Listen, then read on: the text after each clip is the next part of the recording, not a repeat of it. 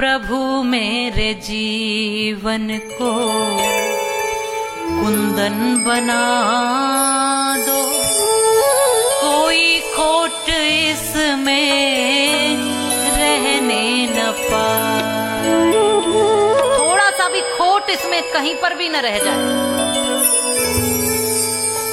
और एक बात सही सही बताना,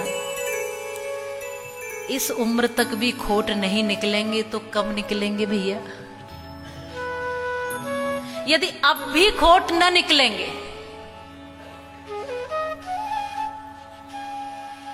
ये जो बालों पे सफेदी आ रही है, ये संदेश काल का ला रही है।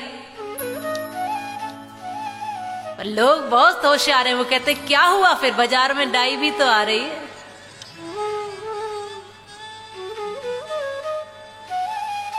ये जो बालों पे सफेदी छा रही है, संदेश काल का ला रही है। नहीं रहने के लायक इस मकान में तभी तो निकाली जा रही है, और जलाले ज्ञान की ज्योति अंधेरी रात सर पर छा रही है। कम से कम हमेशा के लिए उस नींद में सोने से पहले अब जागना जरूरी है। सच बताऊं तो ज्यादातर लोग जीते जी भी नींद में ही रहते हैं। ऐसा नहीं है कि वही नींद है जो मृत्यु परांत आती है। आंखें खुली रहने से कोई जाग रहा है ये जरूरी नहीं है। आंखें खुली हैं लेकिन हम जगे नहीं हैं।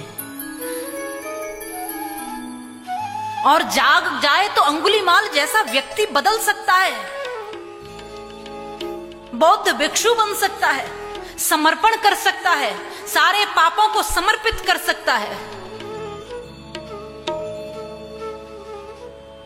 समस्त पापों को समर्पित कर दो, समस्त पुण्यों को समर्पित कर, जो कुछ है सब तेरे अर्पण। कोई खोट इसमें रहने न पाए। ये मन भी न जाने क्या क्या कराए, ये मन भी न जाने क्या क्या कराए। कुछ बन सके ना इसके बनाए। प्रभु मेरे जीवन को कुंदन बना दो, कोई खोट इसमें रहने न पाए।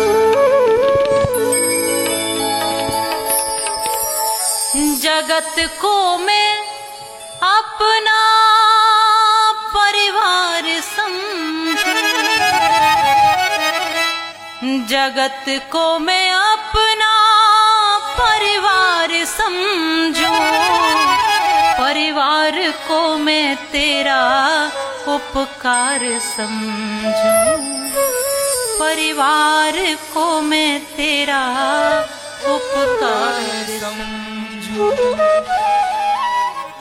मेरे दिल की दुनिया को ऐसा सजा दो, मेरे दिल की दुनिया को ऐसा सजा दो कि दुनिया तेरी मुझको गले से लगाए।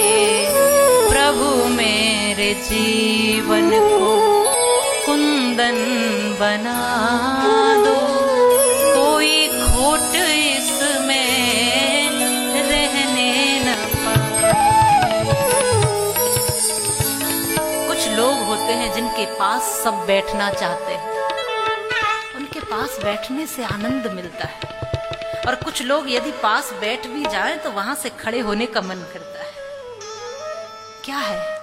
मेरे दिल की दुनिया को ऐसा सजा दो, अंदर की दुनिया को सजाना है। जो आपके पास बैठे तो शीतलता मिले, प्रसन्नता मिले, आनंद मिले, कुछ अच्छाई मिले। अपने आप को ऐसा बनाना है। आज प्रथम दिवस है इसलिए मैं कह रही हूं। फिर तो कथा में प्रवेश करेंगे तो कथा में प्रवेश करने के लायक तो हम बन जाएं।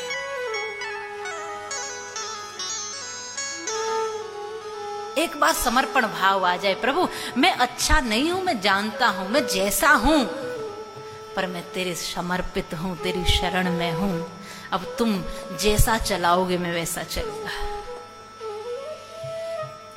और प्रभु तक समर्पण भाव या राम जी की कथा को श्रवण कराने के लिए या भक्ति के मर्म को समझाने के लिए या भगवान से मिलाने के लिए गुरु गोविंद दो खड़े काके लागू पाए, बलिहारी गुरु आपने गोविंद दियो बता है।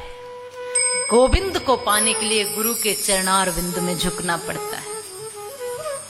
गोविंद मिल जाएगा, लेकिन गुरु पर विश्वास करके उसकी उंगली पकड़नी होती है। वंदना करता हूं जैसे गुरुदेव के चरण कमलों की उस रज को, चरण कमलों की उस रज की वंदना करता हूं। वो रज कोई सामान्य रज नहीं है, वो रज मेरे माथे पर मैं धारण करता हूं और अपना भाग्य बदल लेता हूं। वहां से झुकने की प्रेरणा मिलती है। कोई स्थान तो जीवन में ऐसा हो जहां आप झुक सको, नहीं तो हर जगह छाती चौड़ी करके रहते हो, सीना ताने रहते हो।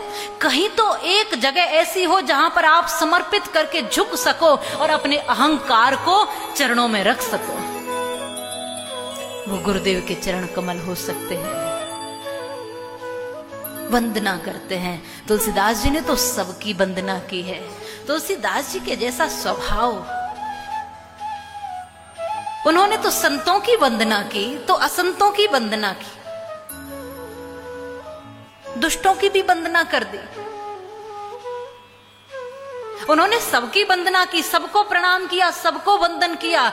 जहां भगवान राम जी को वंदन किया, मां जानकी को वंदन किया, शिव और मां भवानी को वंदन किया, वंदन किया वहां समस्त संतों को, तो असंतों को भी वंदन कर दिया। संतों को वंदन इसलिए करते हैं कि उनकी कृपा से कुछ बोलने के लायक बनेंगे, लेकिन दुष्टों का वंदन इसलिए करते हैं कि भैया इनसे उलझने में कोई फायदा, इनको तो प्रणाम करके आगे बढ़ लो।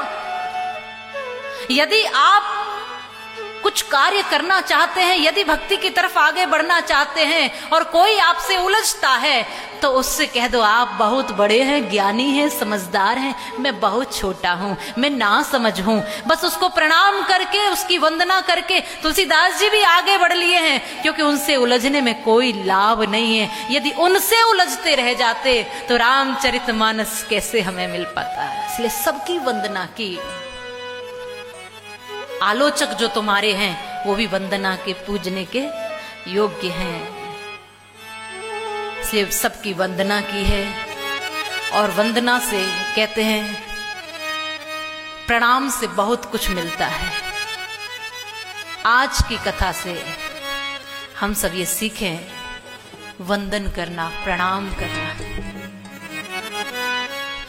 चरण हर किसी के पूजे नहीं जाते, चरण तो शूद्र होते हैं, फिर भी चरणों को छूते हैं ना। चरण हर किसी के नहीं पूजे जाते, चरण उन्हीं के पूजे जाते हैं जिनके आचरण पूजने योग्य होते हैं। इसलिए पूजा आचरण की है, उन चरणों की नहीं है। चरण तो सबके एक जैसे ही है, लेकिन जिसके आचरण सुंदर हैं उनके चरण पूजने योग्य बन जाते हैं। यहां चरित्र की पूजा होती है, चित्र की पूजा नहीं होती है।